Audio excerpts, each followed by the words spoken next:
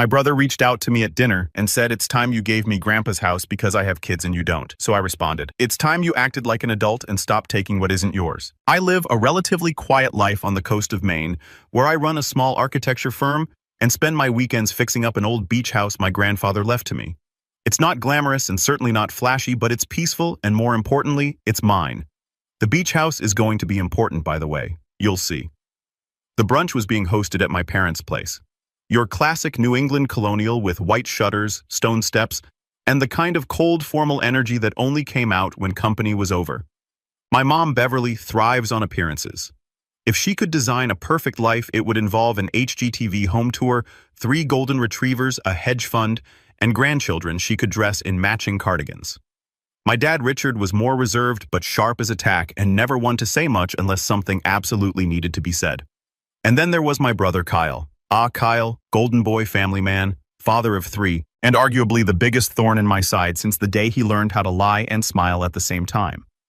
Kyle is 35 and has somehow built an entire personality around the fact that he has children. He and his wife, Hannah, are that brand of insufferably wholesome matching Christmas pajamas, live, laugh, love signs, and Instagram perfect breakfast that somehow look exactly the same every Sunday. To their credit, the kids are sweet. But Kyle, he wears fatherhood like a crown, constantly reminding everyone, especially me, that he's the one doing the real work in the family. Never mind the fact that I've financially helped him twice during rough patches in his entrepreneurial journey, or that I've watched his kids more times than I can count while he and Hannah went off on couples retreats or networking cruises. Kyle's always believed that because he has kids, the world owes him a round of applause and a line of difference. And apparently this Easter, he decided that line included my beach house. I arrived a bit late to brunch. Traffic had been brutal and I debated turning around more than once. But when I stepped onto the porch, I pasted on my best family smile and knocked twice. The door opened almost immediately, and there was Kyle beaming like he was running for mayor. Nate, look, who finally decided to show up. "Traffic," I said with a shrug. Sure, he said, stepping aside. "Hey, at least you don't have to wrestle 3 kids into the car. That's a whole other kind of hell." I offered a tight smile and moved past him. Inside the house smelled like cinnamon rolls and egg casserole. My mom emerged from the kitchen, flower on her cheek, and gave me a quick peck. "There you are, honey. Thought we lost you to the waves. You know I live 15 minutes away, right?" She laughed, like I'd said something charming instead of mildly sarcastic, then ushered me into the dining room.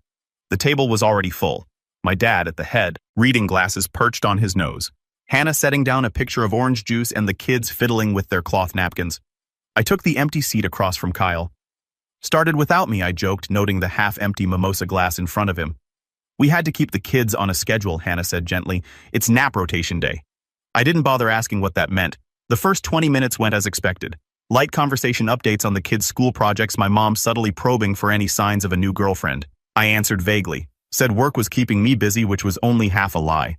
I noticed Kyle kept glancing at me between bites, eyes narrowed just slightly like he was waiting for the right moment. I should have seen it coming, but I didn't. It started with a toast. "Well," Kay said, raising his glass dramatically after the plates were cleared. "Before we get to dessert, I just want to say how grateful I am for family, and especially to Nate, my brother, who's been such a help over the years. We don't say it enough, but you've always been there." I blinked, unsure if this was sincere or sarcastic. "Thanks," he grinned. "Which brings me to something I wanted to talk about today. Something kind of exciting." "Oh no, not at the table. Not like this. I've been thinking a lot about the future," he continued. "You know, planning for the kids, building legacy, that sort of thing." My mom immediately lit up, nodding along. "Of course, yes. So important." "And I was talking with Hannah," KL said, looking at her with an exaggerated warmth. "And we had this idea. It's kind of out there, but hear me out." The room was still. "We think it's time the beach house goes to someone who's actually going to raise a family in it." There it was. No preamble, no sugarcoating. I laughed. I actually laughed thinking he had to be joking. "You mean visit it more often?" "No," Kyle said, still smiling. "I mean live in it. You're always so busy with work and travel and bachelor stuff, you don't even use the place half the time. Meanwhile, we've got 3 kids who would love to grow up near the water." "You're serious," I said flatly. "Completely." Hannah chimed in as if this had been an ongoing family discussion I just happened to miss. "It would mean the world to us. And honestly, Nate, it just makes sense." My dad cleared his throat, but Kyle steamrolled ahead. You don't even have kids, Kyle added, the smile finally dropping from his face. What are you holding on to it for nostalgia? My jaw clenched. Because it was left to me. Granddad gave it to me. Exactly, Kay said, jabbing his finger into the table for emphasis. He gave it to you, but he wanted it to be for the family, not to sit empty half the year while you play at being a coastal bachelor. The silence that followed was sharp enough to slice ham. My mom fidgeted with her napkin. Hannah looked smug. My dad kept his eyes on his glass, but his grip tightened just slightly. I took a breath, then another. I'm not giving you the house, I said evenly. Kyle's smile vanished. Why not? Because it's mine. Because I've spent the last 6 years keeping it from falling apart. Because I love Granddad and I respect his wishes. And because I don't owe you anything, Kyle. That's when his fist hit the table. Not hard enough to knock anything over, but loud enough to jolt the kids and freeze the room. You're being selfish, he snapped. You don't even understand what it's like to have responsibilities. You're single. You have no one. You think fixing up some rundown shack makes you better than me? No, I said, standing slowly.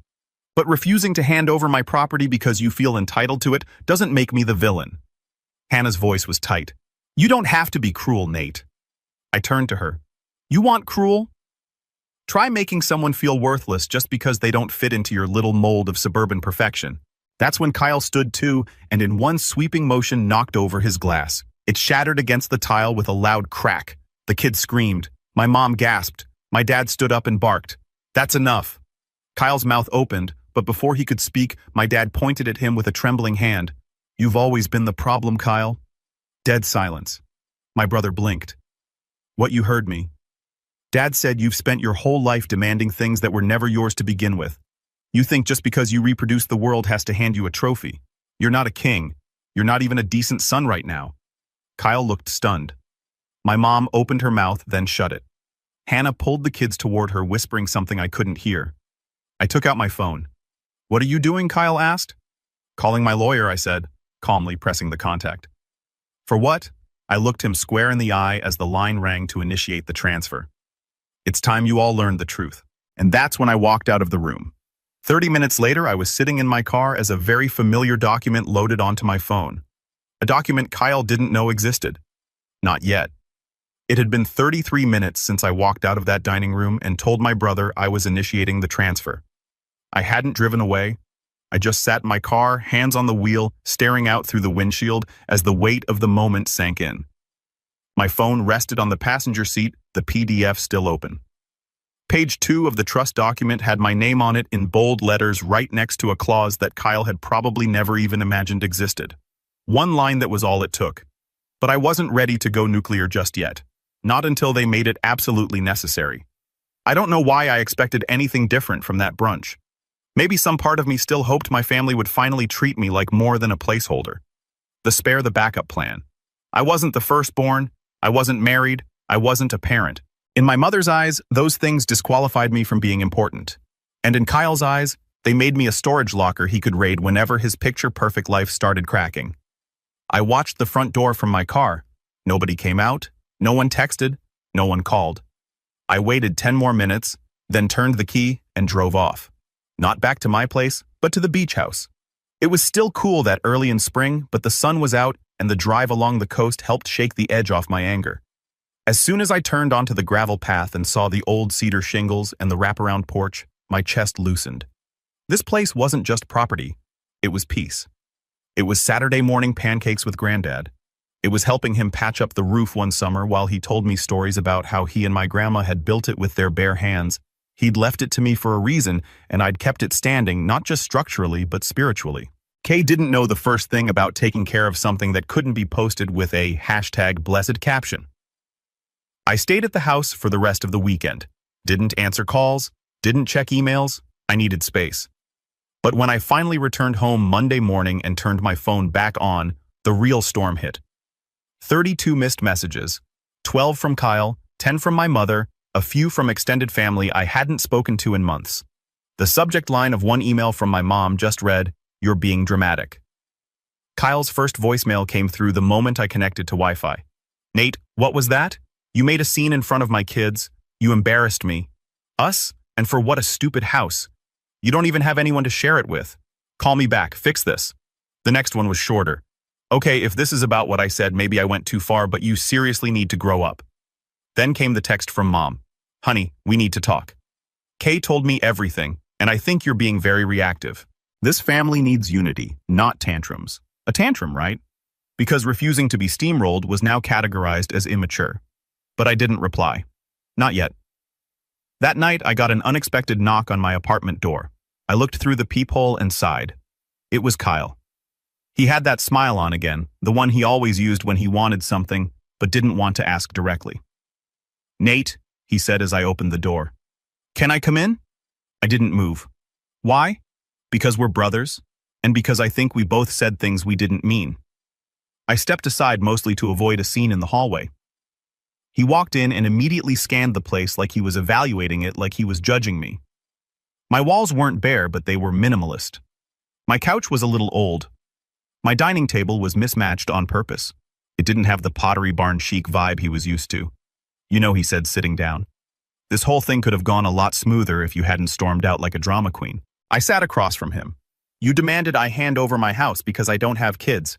What did you think would happen? Kyle exhaled and leaned back, spreading his arms.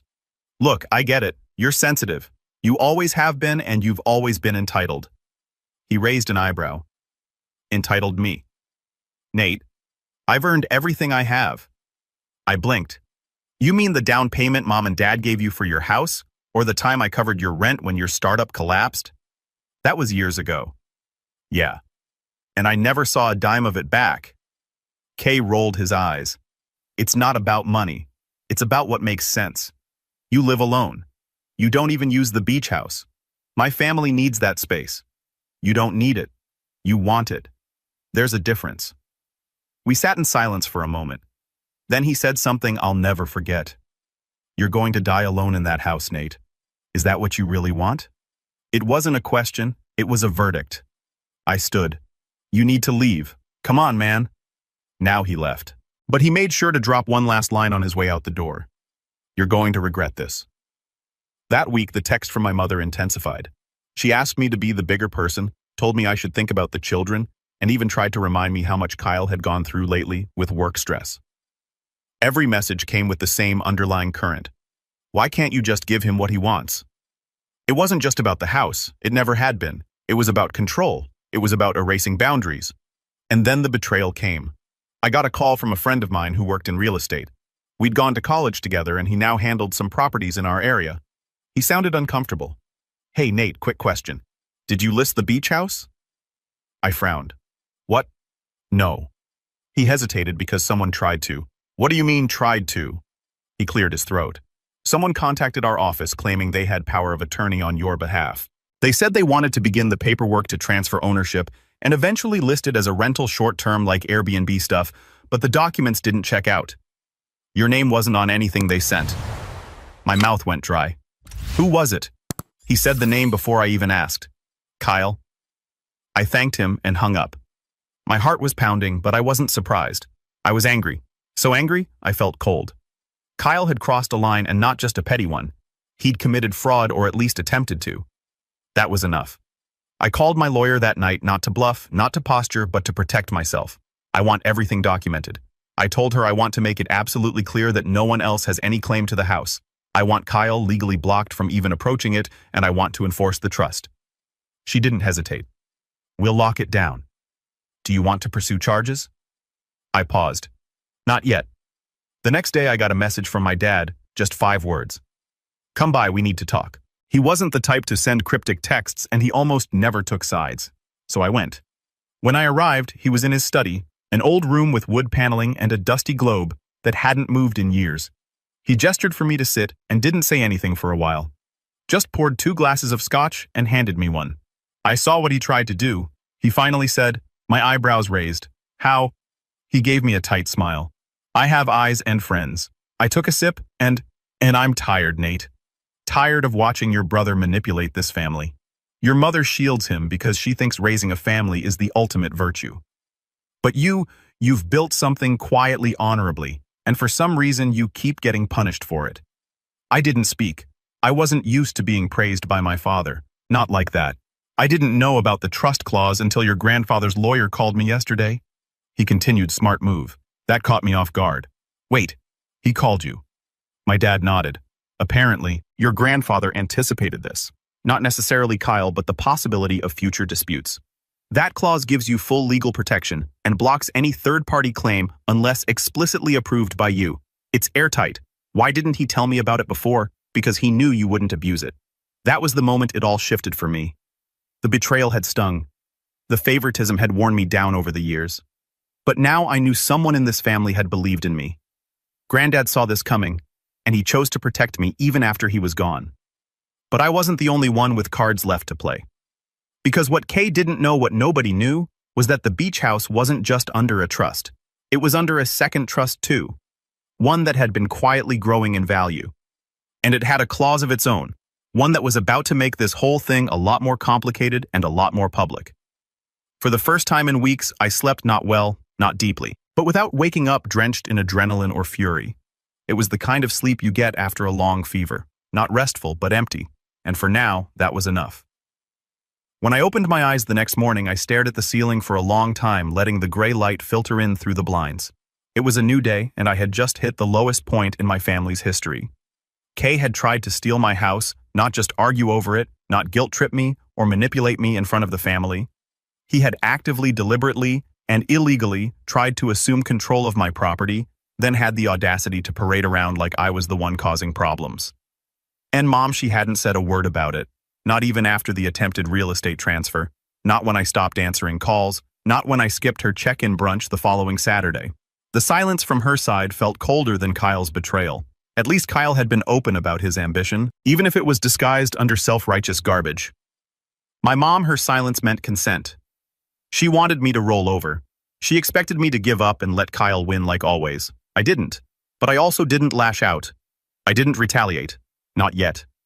Instead, I started building quietly, carefully, and piece by piece. It started with the second trust. A few days after my talk with Dad, I called my grandfather's old attorney. He was retired now, but his son had taken over the practice and he still lived in town. I asked if we could talk in person. We met at a quiet cafe downtown.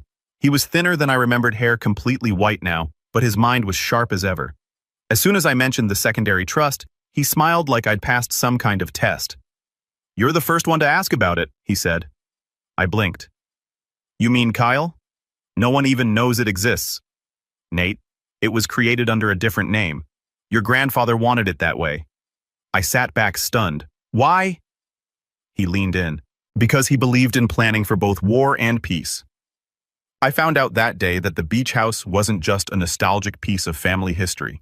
It sat on a highly desirable plot of land, and over the past decade, the value of the property had quietly tripled. My grandfather had anticipated this, so he set up a second trust, one that included not just the land the house sat on, but a strip of undeveloped land behind it that had access rights grandfathered in. The second trust wasn't tied to my name publicly. It was protected, dormant, and waiting. And now that Kyle had made his move, I was legally in a position to activate it. The only thing it needed was a trigger, and Kyle had given me one. I walked out of that cafe with more than just a legal advantage. I walked out with clarity, but even with that wind tucked away in my back pocket, the next few weeks weren't easy. The fallout came slowly. At first, it was just the distant unanswered texts, the silent removal from family group chats, the absence of invitations to Sunday dinners.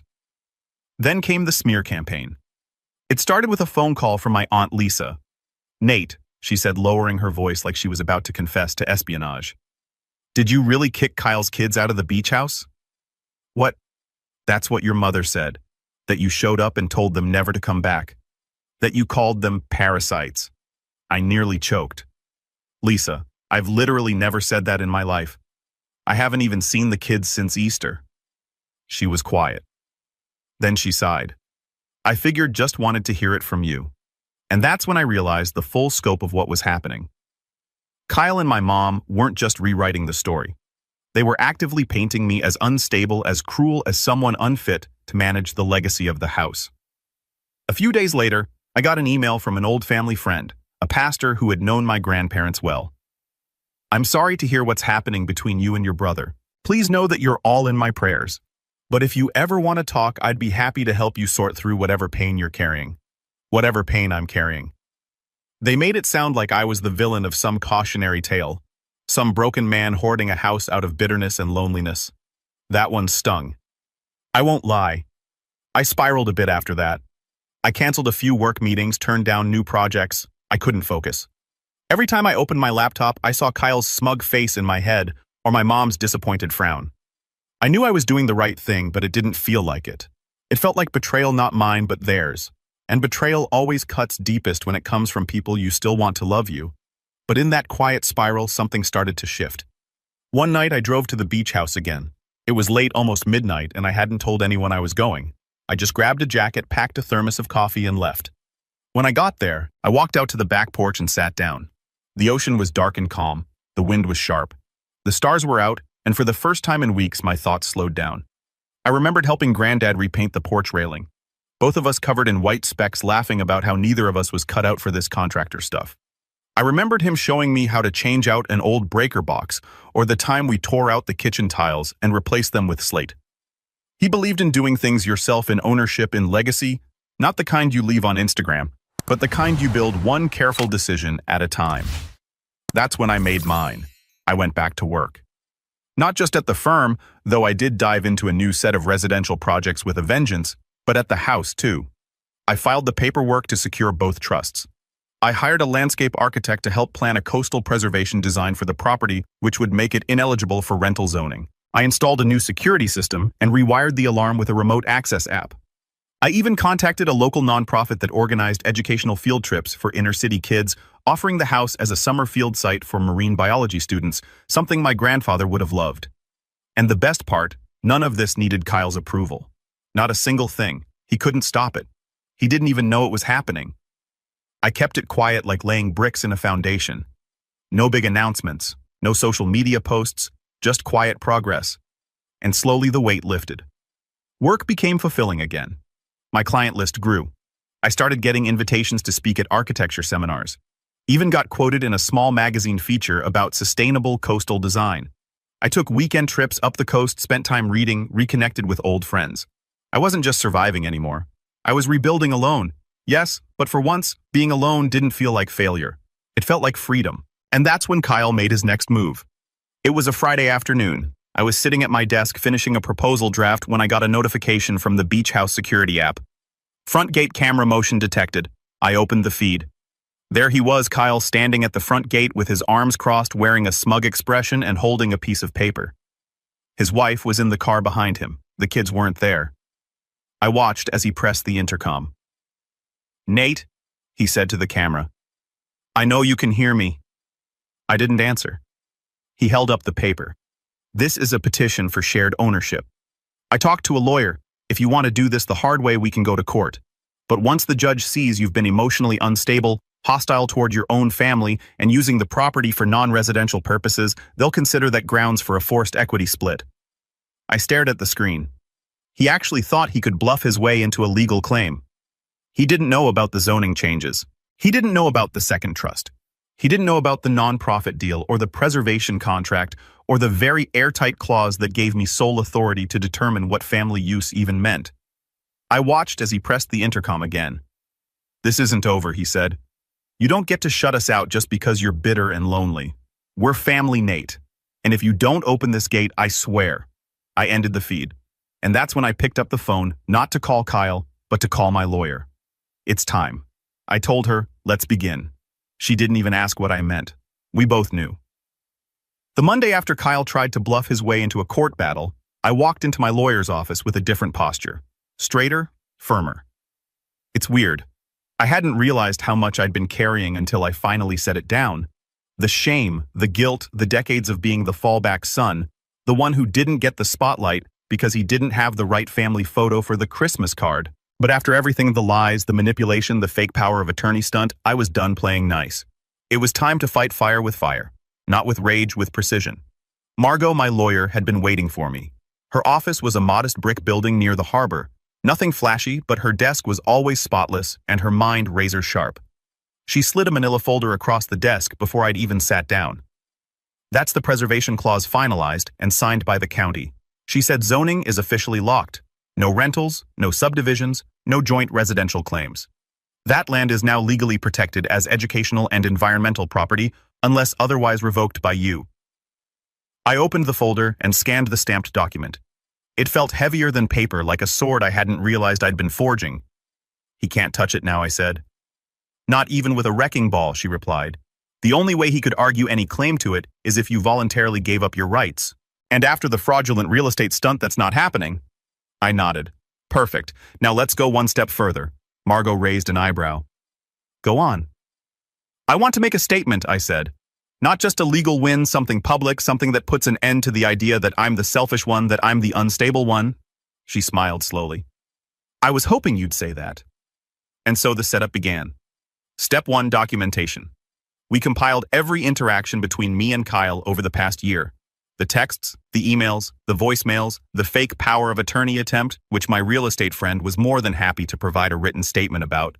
The footage from the security cam where Kyle threatened to take me to court. Every passive-aggressive group chat message. Every snide remark from Hannah pretending to just be concerned. It was a full dossier of narcissism, entitlement, and manipulation, neatly categorized in labeled folders. Step 2. The board meeting. Not a literal board meeting, a family one that required a little finesse. I reached out to Aunt Lisa first.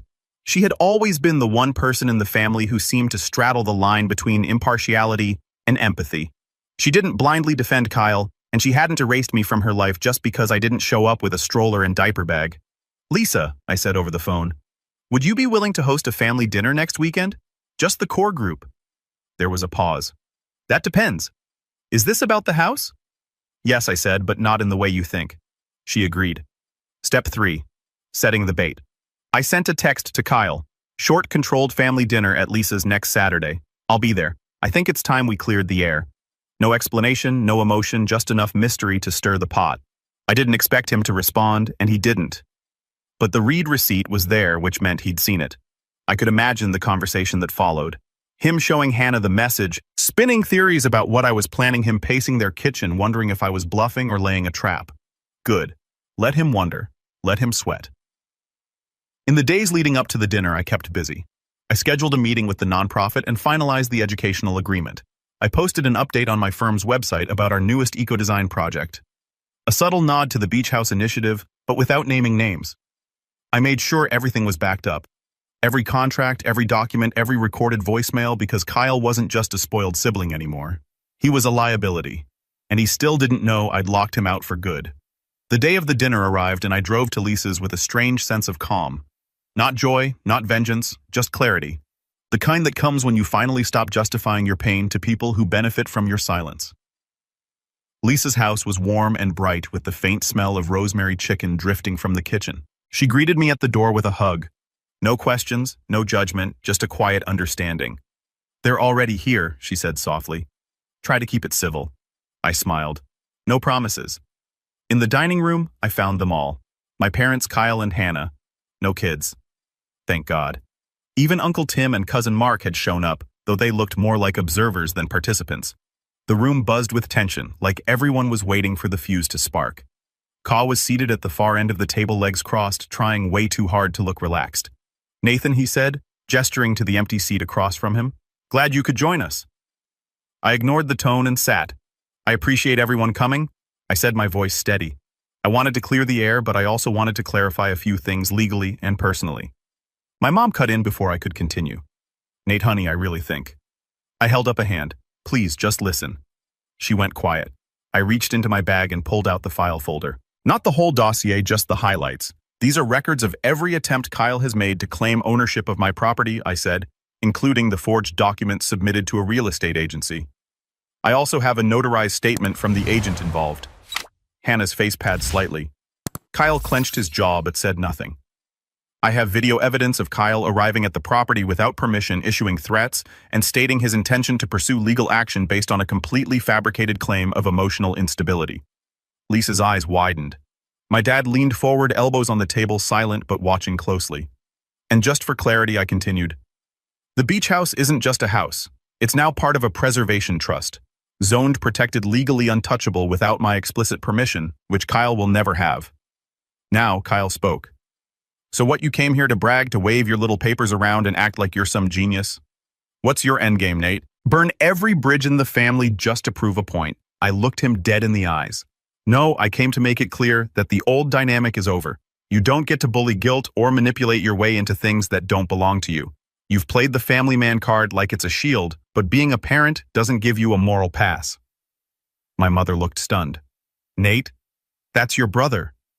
I turned to her and I'm your son, but for some reason I've never been treated like one. Just a backup account for when Kyle's life ran out of lives. She flinched at that. Good.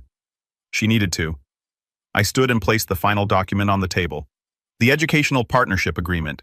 Starting this summer, the beach house will be used for marine biology workshops and conservation retreats. Granddad would have been proud. And no, there won't be room for family vacations anymore. Kay pushed back from the table. You're insane, he muttered. Maybe I said, but at least I'm done being your doormat. He looked like he wanted to explode, like he might knock over a glass again. But this time there were too many witnesses, too many facts he couldn't bend. My dad finally spoke quietly. I warned you, Kyle. Kyle turned toward him. You're seriously siding with him. I'm siding with the truth. And then it happened. Kyle stormed out. No yelling, no final word, just a rush of air, a slam door, and the echo of someone who had finally realized the game was over. But for me, it was just beginning. Because what Kyle didn't know, not yet, was that his attempt at fraud had tripped an entirely different wire, one with financial consequences. And next week, the fallout from that wire would arrive in the form of a subpoena. By the time the subpoena hit Kyle's mailbox, I had already distanced myself from the emotional fallout. That didn't mean I didn't feel it. I did, but it came in short, sharp stabs now, not the deep aching kind that used to knock the wind out of me. He must have opened the envelope sometime in the early evening. I know this because I got a barrage of texts within the hour. The first few were furious, unhinged. What is this? Are you trying to ruin me? We're family, Nate. That last one almost made me laugh. Almost. But the most telling one came 20 minutes later. How much do you want to make this go away? There it was. Not a denial, not a plea, a price. That's how Kyle always operated. If he couldn't guilt you, he'd buy his way out, or at least try to. But this time, there wasn't an offer I'd accept, because this time I didn't want money. I wanted closure. Let me rewind just for clarity. The subpoena wasn't for some courtroom soap opera. I wasn't dragging Kyle in front of a jury in a dramatic made-for-TV moment. That wasn't my style. And honestly, it wasn't necessary. What I did was more precise. I filed a civil complaint for attempted property fraud and identity misrepresentation, complete with supporting evidence from the real estate agent, the forged documents, and the camera footage. Margot, my lawyer, submitted everything with the county clerk's office, which triggered the subpoena and a formal court-ordered mediation hearing. Now here's the thing. I didn't need the court to award me anything. I already had the house, the trust, the zoning rights, and every legal document Kyle had no access to. But I wanted the record. I wanted a paper trail that would follow him, especially if he ever tried a similar stunt again with someone else. And more than anything, I wanted him to be confronted with the consequences of his actions in a way he couldn't spin with a half smile and a sob story. The hearing was scheduled 2 weeks out. That gave me time to prepare, not just logistically but mentally. I spent those 2 weeks clearing my head, running along the coast in the early mornings, sketching new designs for the nonprofit's summer renovation plans at the beach house, even attending a local architecture panel where, weirdly enough, someone approached me about a potential book deal. Nothing huge, just a collection of essays about sustainable design and legacy builds. I almost said no. Then I remembered Granddad and how proud he would have been. I said yes. As for my family, well, that was a quieter storm. My mother left a voicemail the day after the subpoena was issued. Her tone was different this time. Quieter, almost flat. Nate, I don't know what's happening anymore. I just want things to go back to normal. I didn't return the call because there was no normal to return to. Not when the normal was me being disposable convenient. The emotionally available son who asked for nothing and gave everything. The invisible sibling who always smoothed things over while Kyle played the martyr. Let that version of me stay buried. The morning of the hearing, I showed up in a charcoal gray blazer and jeans, professional, but not trying to impress anyone. Kyle arrived with a different strategy. Full suit, polished shoes, hair slick back. He looked like he was auditioning for a political campaign. Hannah was with him. She wore sunglasses indoors like this was an episode of Real Housewives and not a county mediation hearing. Margot met me in the lobby. You good? She asked. I nodded. Better than ever. Inside the conference room was neutral and beige with a long oval table and 2 sets of chairs on either side. A court-appointed mediator sat at the head, a calm woman in her 50s with a clipboard and an expression that said she'd seen every kind of family implosion imaginable. The hearing began with standard procedures introductions, the reading of the complaint confirmation of attendance. Then we got to the evidence. Margot laid it all out chronologically, factually, calmly, the forged documents, the real estate agent's testimony, the video of Kyle at the gate, the audio clip of his threats, the property zoning paperwork, the signed trust agreements, both of them. Kay didn't say a word. Neither did Hannah.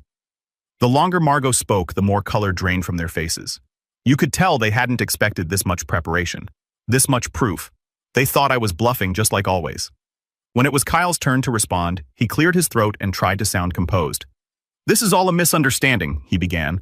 "I was trying to protect a piece of family property. Nate's been unstable lately, and we were concerned that he might do something irrational. Irrational like calling the police." The mediator asked without blinking. Kyle flinched. "I didn't mean—" "I have a question," she said, turning to him directly. "Were you at any point granted legal authority to act on behalf of your brother regarding the property?" Kyle hesitated. "No, but I assumed. That's all I need." "Thank you." The rest of the hearing was a formality. The mediator concluded that while no criminal charges were being pursued, the civil complaint would remain on record, and any future attempts to access or claim the property without legal documentation would be considered grounds for escalation, including a potential restraining order or fraud investigation. In short, he'd been warned in writing on record for life. As we stood to leave, Kay tried to make one last move. He leaned in low enough that only I could hear. "You think this makes you better than me? You'll always be alone in that house, just like you were always alone in this family." I smiled. Not cried, just with quiet certainty. I'd rather be alone with integrity than surrounded by people who only show up when they want something. He blinked. Then I walked out. The fallout came quickly after that. Hannah started showing up to Sunday dinners without Kyle.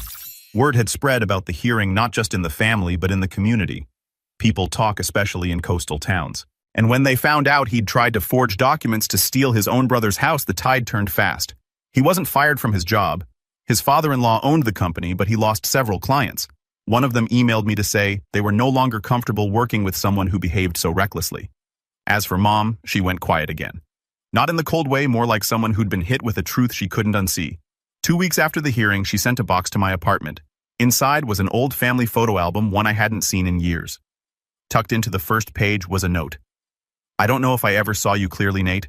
I'm sorry it took losing something for Kyle to see you, but I see you now, and I hope someday you'll let me make it right." I haven't responded yet. I don't know if I will. Some wounds heal, but the scarred tissue never forgets. Still, I kept the album. That summer, the beach house came alive again. Not with family barbecues or forced holiday brunches, but with the sound of laughter from kids discovering tide pools, college students measuring erosion levels, volunteers planting dune grass. I partnered with a marine biology professor who brought his students for fieldwork. I gave a talk on coastal preservation. I even let them name the new workshop cabin they built behind the house the Williams retreat. They asked me to speak at the dedication. I kept it short. This place was built with love. It survived storms, selfishness, and silence, and now it gets to give something back. I didn't mention Kyle. I didn't need to because the best revenge wasn't legal. It wasn't even personal. It was purpose, and I had finally found mine. As I stood on the porch that evening watching the sunset bleed across the water, I realized something. They didn't take anything from me. They revealed me, and I was never going to shrink back again. Not for them, not for anyone.